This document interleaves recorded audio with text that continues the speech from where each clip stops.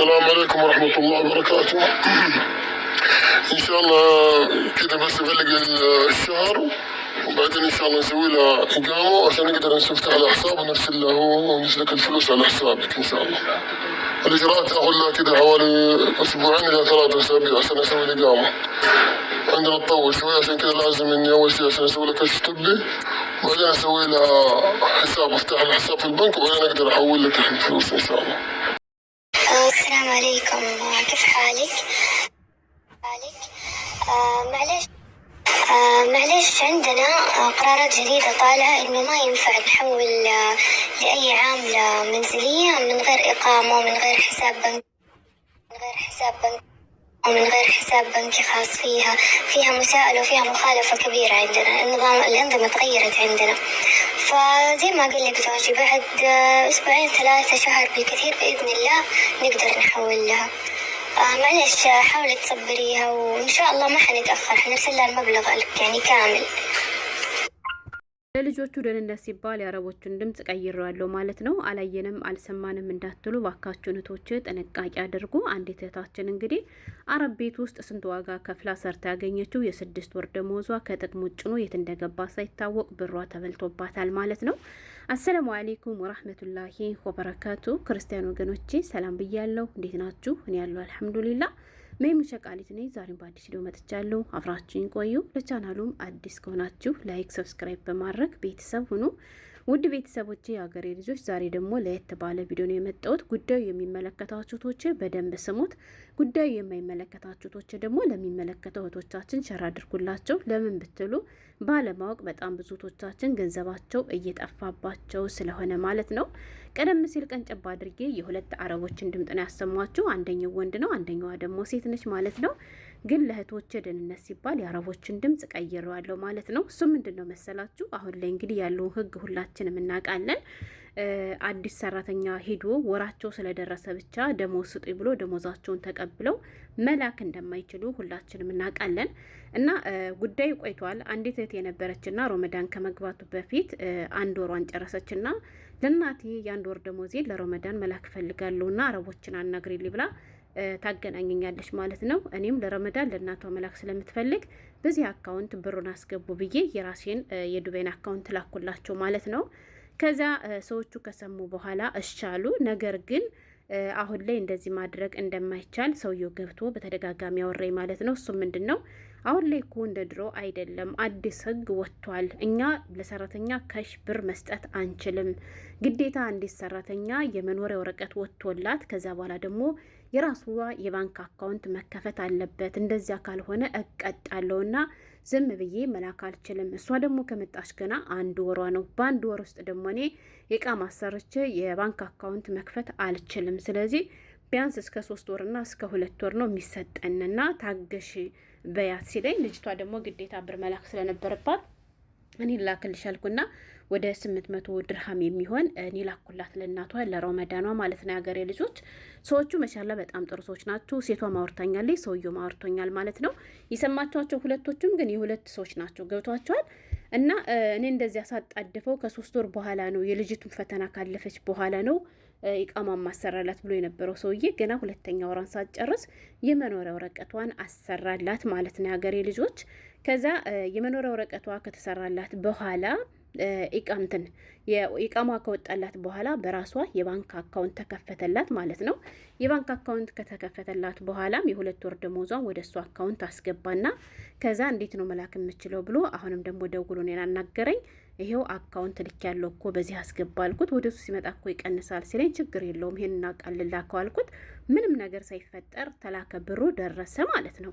ሌላኛዋ ልጅ ደግሞ ሴቷ ማለት ነው፣ እሷ ወደ 8 ወር ይሆናታል እንግዲህ ከሄደች ሴቷ መዳም ያወራችኝ ማለት ነው። እሷም እንደዚሁ መጀመሪያ ብር ላኪላት ትፈልጋለች ስላት፣ አሁን እኮ እኛ ብር መላክ አንችልም፣ ግዴታ የራሷ የባንክ አካውንት ሊኖራት ይገባል፣ እንደዚያ ካልሆነ እንጠየቃለን፣ በህግ አዲስ ህግ ስለወጣ አይቻልም እና ታገሽና የመኖሪያ ወረቀት ከወጣላት በኋላ ነው እሷ ማለት ነው። ከዛ አሻልኩና ያች ልጅ በሄደች በ3 ወሯ የመኖሪያ ወረቀት ወጣላት። የ1 ወር ደሞዟን ብቻ ላከች ማለት ነው። ሌላውን ብሯን መላክ አትፈልግም እና በራሱ አካውንት እንዲቀመጥላት ነገረችኝ። እኔ ደግሞ ለመዳሟ ነገርኳን ማለት ነው። ያኔ ኪል ሻህር ወደ አካውንቷ ታስገባላታለች በየወሩ ማለት ነው። ሀገሬ ልጆች ስልኳን አንጭሏታል። እሷም ደግሞ ብሩ ሲተላለፍላት የሆነ የሚገባል ሜሴጅ አለ ብላለች። ሁሎችም ይላሉ ሜሴጅ ይደርሳቸዋል። ብራቸውም ሲወጣ እንደዚሁ ማለት ነው።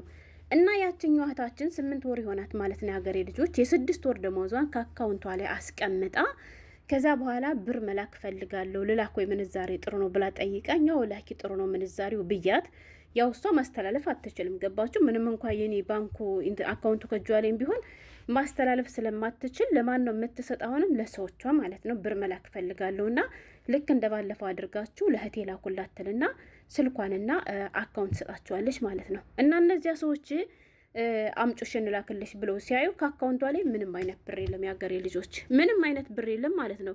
እሷ ልከው እንዳይባል እሷ መላክ አትችልም። እሷ አስተላልፈው እንዳይባል ወላ ወደ ሳውዲ ወላ ወደ ዱባይ ወላ ከዚሁ የምታውቀው የምትችለው ነገር የላትም ማለት ነው ያገሬ ልጆች። እና በማን ብሯ ይታያል፣ ባዶ ነው። ምንም አይነት ነገር የለም ያገሬ ልጆች። ይሄ ነገር ከተፈጠረ 1 ሳምንትን አስቆጠረ ማለት ነው። እና ሰውየውም እንግዲህ በድንጋጤ ሄዶ ባንክ ቤት አመልክቷል። እስካሁን ድረስ እየተጣራ ነው። ተበልቷልም አልተባለም፣ ከሌና ያወጣውም የተባለ ነገር የለ፣ በዚህ ምን የወጣ ነገር የተባለም ነገር የለ።